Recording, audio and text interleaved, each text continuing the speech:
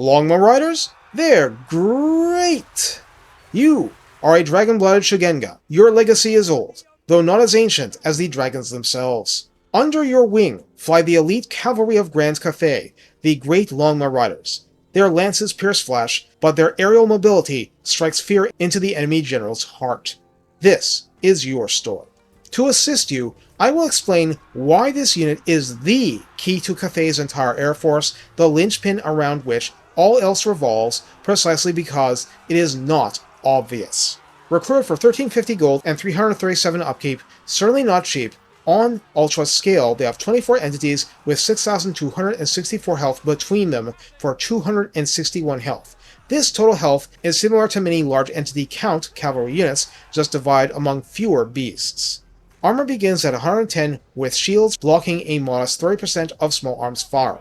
72 leadership without any boosts is very strong really. Speed 105 and charge speed 110, less on the ground, but even then it's high, explains why 30% missile block from the front isn't even bad. Their exposure window can be very short. Of course, using them poorly will do the opposite and make that window long and get them shot.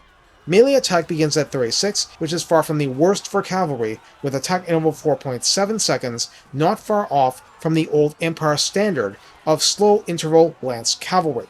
Splash target size is medium, meaning Chaos Knights on down, and maximum target splash per entity is 2. This is a trick similar to certain Bretonnian cavalry, but must be judged against the 24 entities, though obviously not all 24 can engage with targets at the same time. Melee defense 34 could also be much worse, and isn't. Weapon strength 65 must be judged against the lower entity count, could be better, could be worse. This is split base 45 and armor piercing 20, meaning a little over 2-to-1 base over AP ratio. There is no bonus versus type, no matter what the unit card says. Charge bonus is 75, which is quite high, and mass is 1300, which is quite something for a 24 entity unit. Understandably, you're listening to this and wondering what the big deal is. We're not done. Naturally, the unit causes fear, it does not cause terror. Battle Harmony Yang, when activated, will grant leadership, melee attack, and melee defense plus 4 minimum. At plus 100% Harmony Amplifier, it'll be plus 8 for all 3, which is a lot. For cavalry, it's outright amazing. The Regiment of Renown, the Righteous Lancers of Wei Jin, are recruited for 1650 gold for 112 upkeep, leadership 82 from being a rank 9 unit, melee attack 45 from the same, melee defense 43 from the same, but oh ho! The damage ratio is flipped, base 20 and armor piercing 45, making it a much more consistent trasher of elite tin can cavalry and anything else. This unit has immunity to psychology and has the Guardian trait, so nearby lords and heroes on its side are plus 15% physical resistance for what it's worth. Sometimes that's a lot. When building a Cathay Lord Redline skills, it is not Sky Fire that governs them, but Mighty Charge. At 3 pips, the riders get weapon strength plus 8% and charge bonus plus 18%. This already puts us at 88.5, probably rounded up. It's not bad, is it? At rank 7 and up, or the RR, Unified Charge grants speed plus 10%, melee attack plus 5, and physical resistance plus 10%. All of this is great, but the speed is really juicy in particular. In the tech tree, strap in. We're in for a ride. Mastery of Yang gives its usual plus 4 leadership for Yang units, but this isn't melee infantry, so we move on. Yang Reflection, adding plus 10% weapon strength when attacking, and only then, is awfully nice for cavalry. Campaign movement speed plus 5% is nice too. Inner Speed gives Vigor Lost Mass 10%, and speed plus 20% in general is... wow. On Dragon Guard it's one thing, but here? Wow. As a melee unit, Drill Training adds plus 10 armor, plus 6 leadership, and plus 4 melee defense. It takes until Jade Veteran Facility to give minus 10% upkeep, a big deal here, plus 2 recruit rank, and plus 4 melee attack, closing that equation. What we're getting to only now is cavalry specific. Horse Breeding gives recruit rank plus 1 and recruitment cost minus 10%, that is nice. It gets a cut to the cost of the RR2. Flanking Stratagems gives armor plus 20, charge bonus plus 15 flat, and if rank 7 or higher, devastating flanker. Moving on to... wait, hold on! We start at 75. Plus 15 is charge bonus 90. Plus 18% is 106. Devastating Flanker is double the bonus from the flank or rear, so charge bonus 212? Even with a base heavy ratio, that will hurt. Moving on to Longma Bridles, we get plus 15% speed, bonus versus infantry plus 5, where it was not present before, and missile resistance plus 10% if the Longma unit is rank 7 or above. Do note, the rank 7 buffs are instantly active for the Regiment of Renown. So how do we deploy Longma Riders to great effect? Before getting into the details, have you noticed Cathay has no fast skirmishers? The airships are somewhat mobile, but no one would think of them as fast. If you want the battlefield stretched, you need a deep striker, and air cavalry are even better than your other options. And all this applies to Miao Ying, Zhao Ming, Yuan Bo and Bhashiva, at least if she borrows some. First of all, how do we trigger harmony for them? In practice, they either have to be physically bailing out your backline, counter-diving to save your missile units, or they are working around a high-level alchemist, including in a skyjunk mount, or they are operating in the vicinity of a jet lion, onyx croman, or great moonbird units, not the astromancer for harmony anywhere on the far-flung battlefield. This means that at any moment, they are able to fight even harder to a degree unusual for cavalry at a time and place of your choosing, so long as you plan ahead.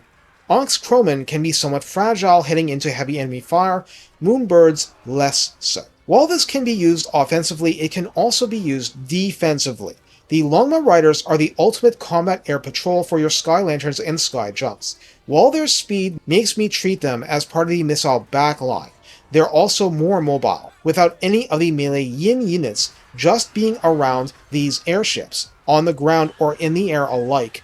They'll be boosted while keeping the airships free of a lot of casual harassment. Remember, Splash gets 2 max. Harpies, Chaos Furies, all manner of bats, and so on will hate the hell out of these guys, and their presence makes the airships fire faster and move faster. Then we get to the offensive uses. Despite me saying that their best uses are in concert with other units, they are fully capable of rampaging across the field of battle and doing you a lot of good that way. If you don't think the charges have enough impact, just land them first. If you prefer not to, just fly them into the fray and cause lots of grief to the foe. Even without support, they can do horrific damage to enemy artillery and the like, though there is a real and tangible risk of having them drown against superior numbers.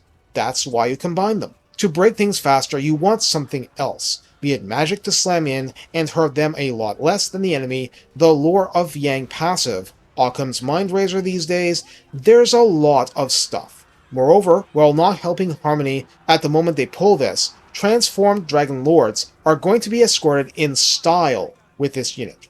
Finally, while not the focus of this video, the new personal lines of Dragon-Blooded Shugengan Lords also have 2 pips to directly address the Longma Riders, one granting plus 10% physical resistance paired with plus 15% spell resistance, and upkeep minus 10%, local recruitment duration minus 1 turns, and global recruitment duration minus 2 turns. Importantly, both Yin and Yang variants boost the Longma Riders identically, but one boosts Dragon Guard, the other Dragon Crossbows.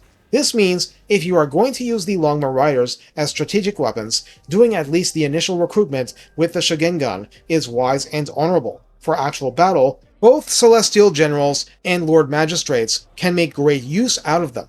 In particular, the General has 1 pip, which locks out 2 very powerful other pips, granting charge bonus plus 25% to his entire army. You see where I'm going with this. This is the potential of the Great Longma Riders. They cost a lot, but used properly, they earn that back and then some. It's very possible to use this unit far from its potential. As I said, low entity count means no matter how armored, and that is a lot by endgame, they can drown in the enemy. But this entity health means you could drop a lot of spells, especially with low armor piercing damage, right on top of them, and do minimal damage to them, more to the foe. But more than anything else, we are trapped by the typical Cathay mindset TM of planting in one position. Do this if you have to, but you very much want to pick the enemy's pocket far in his rear. Why? because this distracts his attention. Your long-range superstars, artillery, train gunners, and so on, need time and space to work. They need heads and waists to turn like they're staring at a hot girl. You don't need to stay and fight. You need to turn, you need to divide, you need to distract. This is what I mean when I say stretching the battlefield. You are delaying enough of the enemy's force to make his attack weaker, staggered, and vulnerable to annihilation. But, in the end, boil it down to very simple things, at least in campaign. That's a lot of speed and a lot of armor to ram into the enemy at a soft spot. Devastating Flanker is icing on the cake. These are Rice Guard in the sky. Use them as the judgment of heaven. Take care and have fun making every other fast unit in the roster much more dangerous just by existing. I'll get to them soon. Stay tuned.